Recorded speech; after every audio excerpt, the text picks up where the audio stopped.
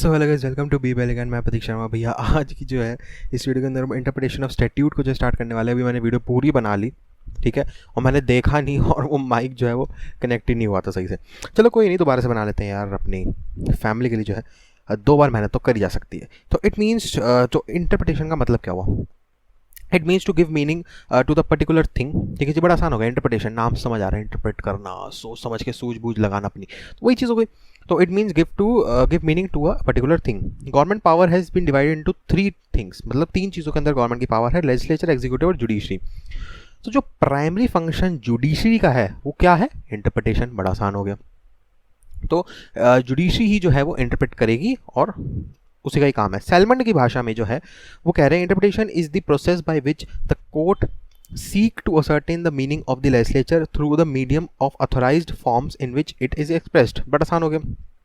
कह रहा है इंटरप्रिटेशन का जो मतलब है वो एक प्रोसेस है जो कोर्ट के द्वारा किया जाता है, जिसके अंदर meaning to ascertain the meaning of the legislature through the medium of authority. जो लेजिस्लेचर कहना चाहती है उसको मीनिंग को सही से असर्टेन करना, ये काम हो गया किसका? कोर्ट का।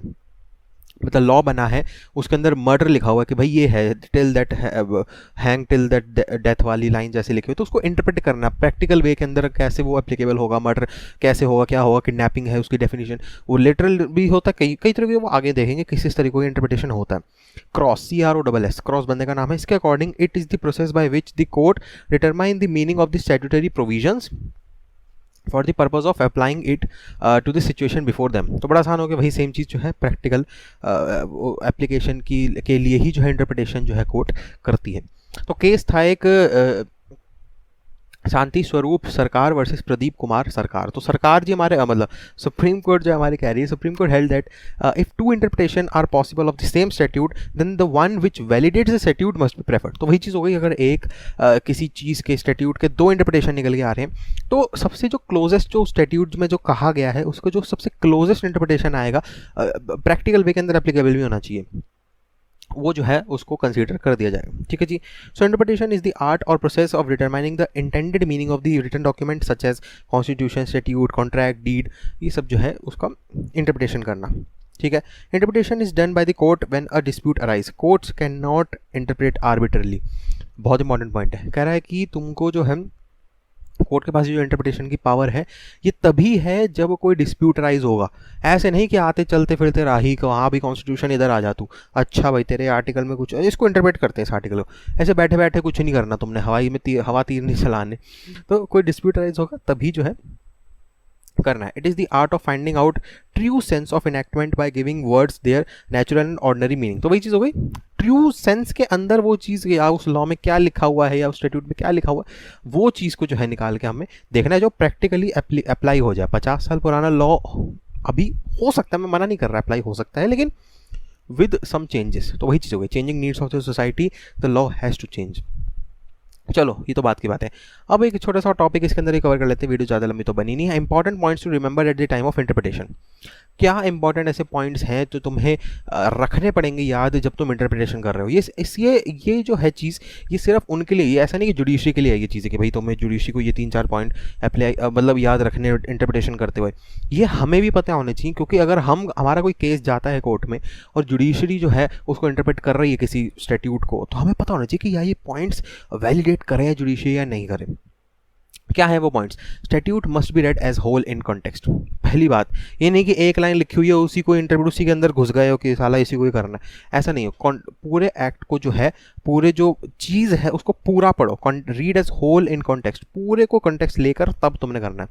ठीक है जी। So it should be construed in the manner so that they are made effective, practical, workable. वही चीज़ हो गई, इसको इस तरीके से इंटरप्रेट करना है कि प्रैक्टिकल वे के अंदर जो है वो चीज़ यूज़ हो सके, उस केस की जैसे डिस्प्यूट है उसके अंदर वो चीज़ अच्छे से एप्लीकेबल हो जाए, लेकिन स्टैट्यूट भी ख़राब ना हो, जो उसमें लिखा है लॉ के अंदर वो भी चीज़ ख़राब ना हो।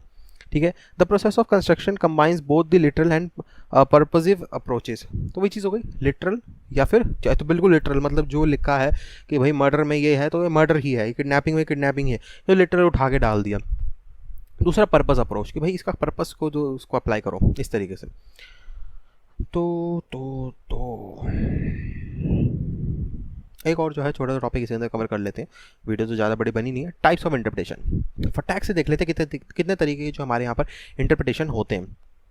सबसे पहला होता है स्ट्रिक्ट इंटरप्रिटेशन, जैसे मैंने कहा ना लिटरल इंटरप्रिटेशन, वही चीज़ हो गई, जो लिखा है एज इट इज़, मर्डर लिखा भाई तूने मर्डर का, किडनैपिंग में आ रहा भाई तू किडनैपिंग करिए तूने, बस बिल्कुल लिटरल सेम उसी में डाल दिया। इसी में सिर्फ एग्जाम्पल के लिए समझा रहा हूँ मैं, ठीक है। तो जो स्टैट्यूट में लिखा हुआ है वो एज इट इज़ जो है पेल दिया।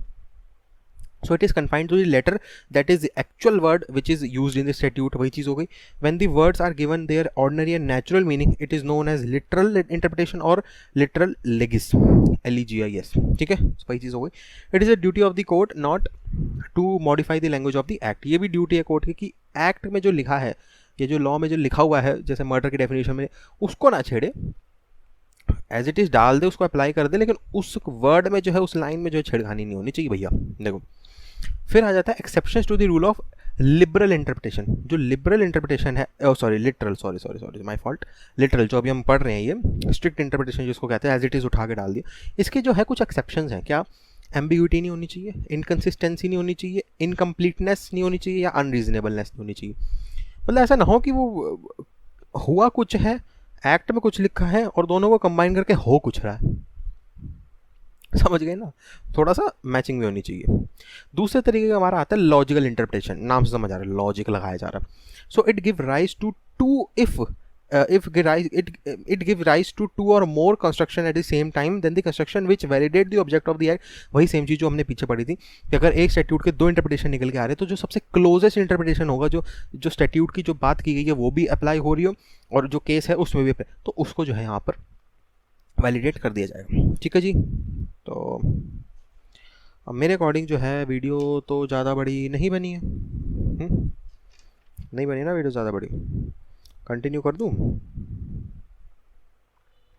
एक काम करते हैं ना, वीडियो को यहीं रोकता हूँ मैं, अगली उसमें जो है इसको डाल देते हैं ताकि तुम लोग भी बोर ना हो जाओ। क्यों? वीडियो अच्छी लगे लाइक कर दीजिएगा, वीडियो अच्छी नहीं लगी डिसलाइक कर दीजिएगा, कोई दिक्कत नहीं, रीज़न दे दीजिएगा क्यों आपको वीडियो अच्छी नहीं लगी।